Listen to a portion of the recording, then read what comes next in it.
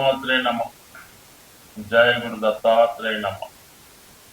ఈ వీడియోలో మనం 2025వ సంవత్సరంలో ఏ రాశుల వారికి ప్రభుత్వ ఉద్యోగం అనుకూలంగా ఉంటుంది, అలాగే ప్రభుత్వ ఉద్యోగం కాకుండా వారు చేసే ప్రయత్నాన్ని బట్టి ఒక పెద్ద జాతీయ అంతర్జాతీయ స్థాయిలో ఉన్నటువంటి సంస్థల్లో ఉద్యోగంలో ప్రవేశించడానికి కానీ ఉద్యోగంలో మార్పు కొరకు చేసే ప్రయత్నాలకి ఈ 2025వ సంవత్సరం మన మే నెల నుంచి ముఖ్యమైనటువంటి గ్రహాల మార్పు కారణంగా ఏ రాశి వారికి ఏ ఏ ఫీల్డ్, ఏ ఏ పరిశ్రమలు, ఏ ఏ సంస్థల్లో అనుకూలత ఉంటుంది,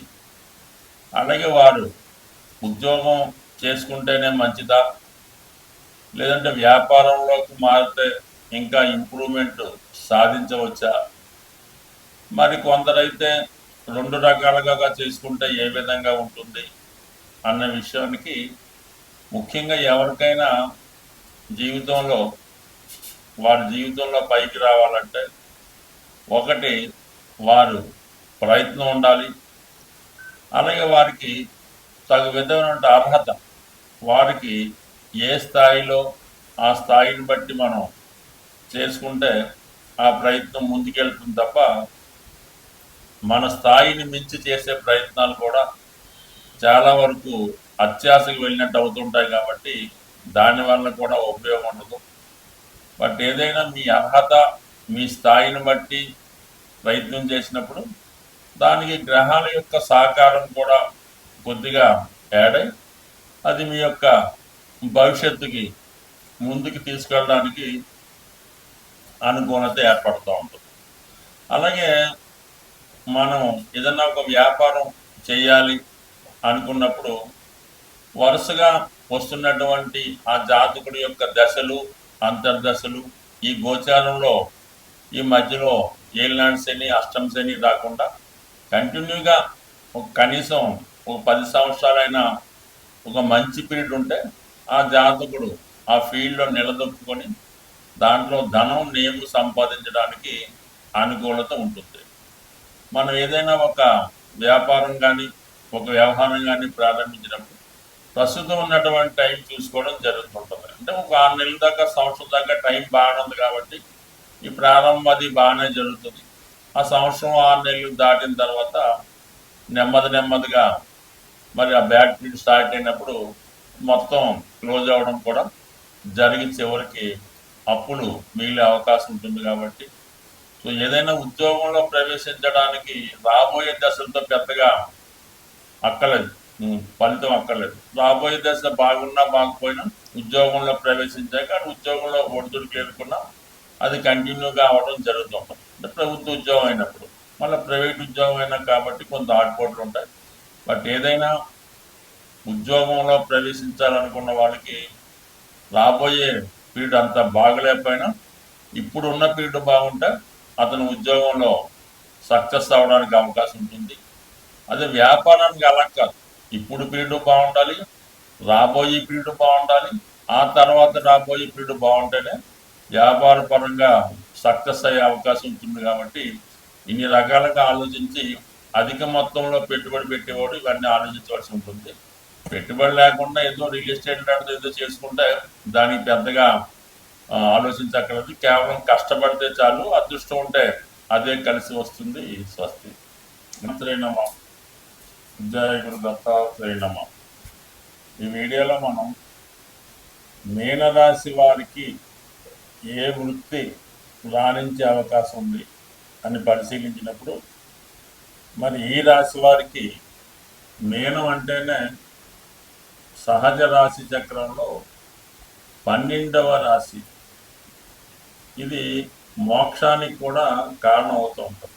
అయినప్పటికీ కూడా ఎక్కువగా ఇది విద్యా సంబంధించినటువంటి ఇన్స్టిట్యూట్లు, అంటే ఏదన్నా డిగ్రీ కాలేజీ దగ్గర నుంచి, హై స్కూల్ దగ్గర నుంచి పీజీ వరకు కూడా ఉన్నటువంటి రెసిడెన్షియల్ పాఠశాలలు, స్కూళ్ళు, కాలేజీలకి ఈ రాశి చాలా అనుకూలమైనది.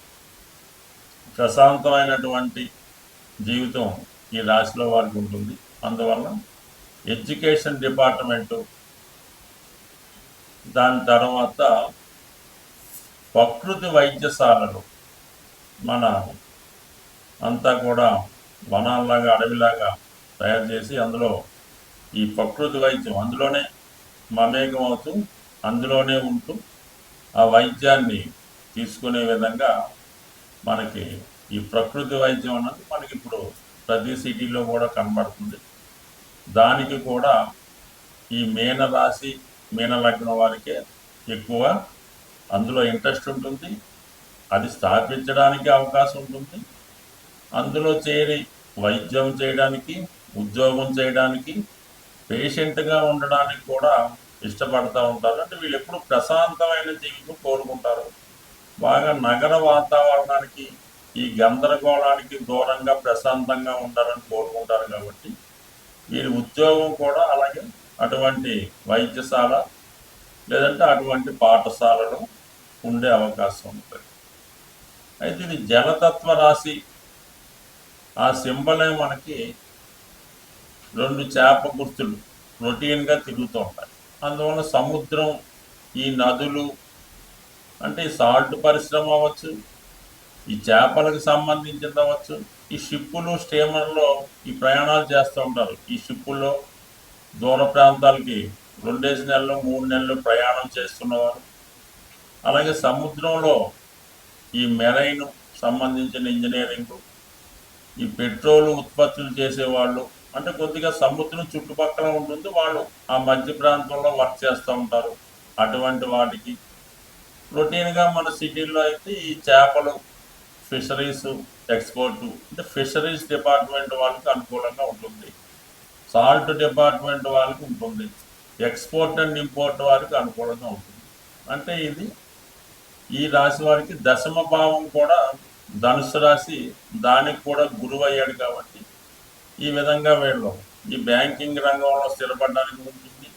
ఎడ్యుకేషన్ డిపార్ట్మెంటు, ముఖ్యంగా ఎండోమెంట్స్ సంబంధించినవి ఎక్కువగా ఈ ఆశ్రమాలు, ఈ దేవాలయాలు, ఈ ట్రస్టులు, వాటి సంబంధించిన దాంట్లో ట్రస్టీగా ఉండొచ్చు, అందులో ఎంప్లాయీగా కూడా ఉండొచ్చు.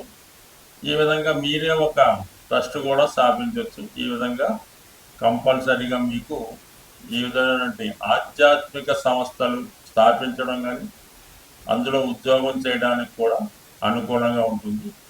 ఎట్టి పరిస్థితుల్లో కూడా వీళ్ళకి వ్యాపారం అన్నది ఎప్పుడూ కూడా సూట్ అయితే అవ్వదు.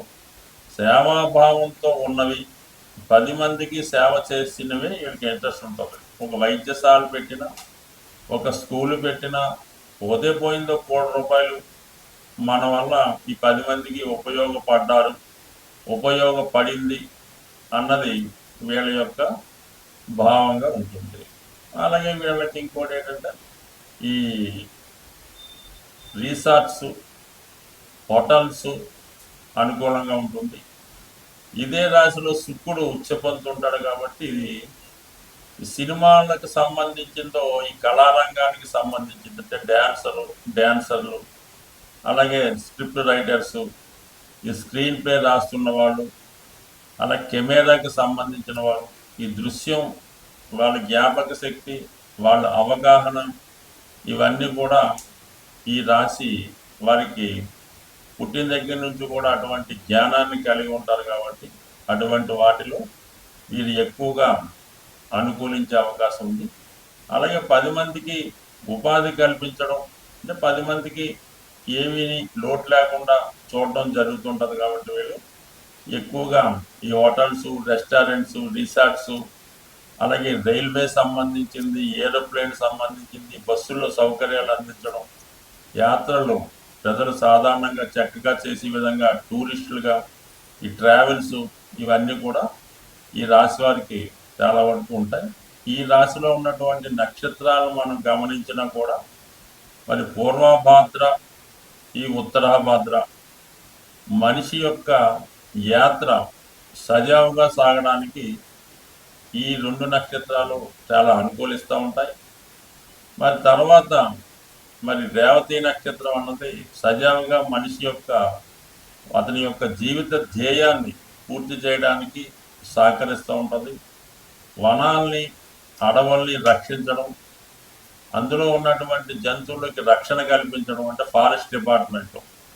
అలాగే మానవుల దగ్గర నుంచి జంతువులకి హాని కలగకుండా, అలాగే అడవి జంతువుల నుంచి మనుషులకు హాని కలగకుండా ఉండే విధంగా ఈ ఫారెస్ట్ డిపార్ట్మెంట్ వారు కూడా ఇదే రాశికి ఇదే లగ్నానికి చెందిన వారై ఉంటారు. కాబట్టి వీళ్ళు ఫారెస్ట్ డిపార్ట్మెంట్లో, ఎడ్యుకేషన్ డిపార్ట్మెంట్లో, ఎండోమెంట్స్లో నిరభ్యంతరంగా రాణించే అవకాశం ఉంది. వీళ్ళు కూడా సేవాభావంతో ఉంటారు కాబట్టి పెద్దగా జీతాన్ని ఎక్స్పెక్ట్ చేయరు, సర్వీస్కే ఇంపార్టెంట్ ఇస్తారు. కాబట్టి వీళ్ళకి మనసుకు నచ్చినటువంటివి స్వస్తి.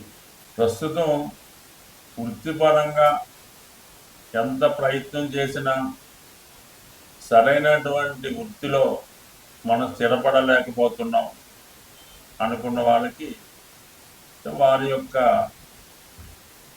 ప్రస్తుతం జరుగుతున్నటువంటి జన్మ జాతకంలో దశ అంతర్దశను బట్టి ఆధారపడి ఉంటుంది. ఇప్పుడు మనం అనుకున్నది అంటే కేవలం కామన్గా గోచారీత్యా ఉన్నటువంటి ఫలితాలు, తర్వాత సహజంగా ఏ రాశి వారికి ఎప్పుడు ఏది అనుకూలం అనుకున్నాం. అయితే అన్నిటికీ ఒకే పరిహారం అన్నట్టుగా ఈ ఉద్యోగానికి అంటే ఒక క్రమశిక్షణ ఉద్యోగం అంటే సూర్య భగవానుడు ఖచ్చితంగా టైంకి సూర్యోదయం అవుతుంది, సూర్యాస్తం అవుతుంది. ఎంత వర్షం వచ్చినా ఏది వచ్చినా సూర్య భగవానుడు ఆ టైం టు టైం తన పని చేసుకుంటూ వెళ్తూ ఉంటాడు. అలాగే ఏదైనా వృత్తిలో స్థిరపడాలనుకున్న వాళ్ళకి ఒక క్రమశిక్షణగా ఒక ఉదయం వేకువజామునే లెగ్స్ ఉండడం, అలాగే సాయంకాలం సమయంలో నిద్ర, ఇవన్నీ ఒక టైంలో పంచుమాటుగా చేయాలి. మీరు పొద్దున్న లేచారు 5:30 ఓకే, ఇది పార్క్ వెళ్ళారు వాకింగ్ అరగంట టైం ఓకే, టిఫిను 9:30 అంటే 9:30కి రోజు భోజనం 1:30, 2 అనుకుంటే ఆ టైంలోనే భోజనం, సాయంకాలం 4 గంటల టీ అంటే 4 గంటలకే తాగండి, మళ్ళీ 8 గంటల ఈ టైం మెయింటైన్ చేయండి. మీరు ఖాళీగా ఉండండి, కానీ ఈ ప్రతి పని కూడా ఒక టైంకి పర్ఫెక్ట్గా చేయడం వల్ల, అలాగే మీరు ఎక్కడో ఉన్నారు మీ మదర్కి ఫోన్ చేయండి, ప్రతిరోజు అదే టైంకి లెగిసిన వెంటనే ఉదయం 7 గంటలకి అదే టైంకి మీరు ఫోన్ చేయండి, ఆవిడ ఎదురు చూస్తుంటారు, మీ పని కార్యక్రమం పూర్తవుతుంది. ఈ విధంగా ఒక టైం ప్రకారం సిస్టమేటిక్గా మీరు నిరుద్యోగిగా ఉన్నా ఉద్యోగం ఉన్నా ఈ టైం సెన్స్ పాటించడం వల్ల కంపల్సరీగా మీ యొక్క వృత్తి వ్యాపారాలు ఇంప్రూవ్మెంట్ అవుతూ ఉంటాయి. మీరు ఒక షాప్ పెట్టుకుని ఒక కాలనీలో ఉన్నారు, ఒక్క మనిషి రానివ్వండి రానివ్వకండి, టైం మెయింటైన్ చేయండి. ఉదయం 6 గంటలకి షాప్ ఓపెన్ చేయమని బోర్డు రాయండి, 6 గంటల నుంచి సాయంకాలం 6 గంటల దాకా ఉంటుంది. ఎంత ఇబ్బంది వచ్చినా ₹1 అమ్మకపోయినా ఉదయం 6 నుంచి సాయంకాలం దాకా ఓపెన్ అయి ఉంటే నెమ్మదిగా మీ కస్టమర్స్ పెరుగుతారు, సమయంగా ఆ టైంకి వచ్చి తీసుకెళ్ళడం కూడా జరుగుతూ ఉంటుంది. అదే ఒకరోజు 10 గంటలకి, ఒకరోజు సాయంకాలం 4 గంటలకు క్లోజ్ చేయడం, ఈ వర్షం వచ్చిందని సెలవు ఇవ్వడం, ఈ విధంగా చేయడం వల్ల మీ కస్టమర్ మీ దగ్గర రాడు, ఎక్కడో అక్కడ బయట నుంచి కొనుక్కొని మీరు ఉంటారో తెలియదు. కాబట్టి వాడు ముందు ఏర్పాటుతోనే రావడం జరుగుతుంటుంది. కాబట్టి వ్యాపారం అయినా ఉద్యోగం అయినా క్రమశిక్షణ టైం మెయింటైన్ చేయండి. ఇదే దైవారాధన లాంటి